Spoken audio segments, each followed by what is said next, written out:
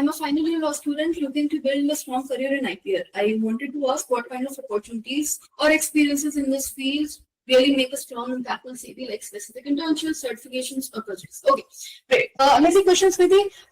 So all your internships should be aligned with IP rights, right? So let's say if you have worked somewhere specifically on trademarks, you can make a section. For example, in Sai Krishna and Associates, you have worked for their trademarks team.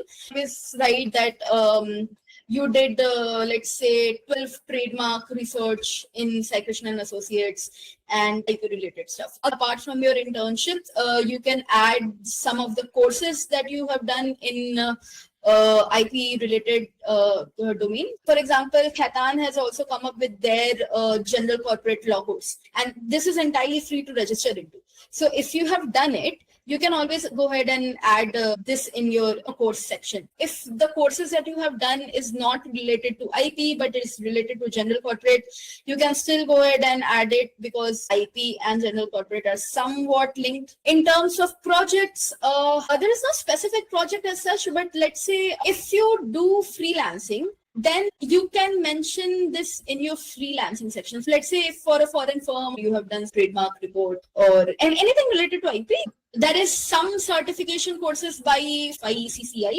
Make sure that you are up to date with all the courses that different NLUs are hosting. For example, CNLU also hosts a very detailed coursework on IPR. I think this is free, so if you can go ahead and enroll yourself into it, that would be great.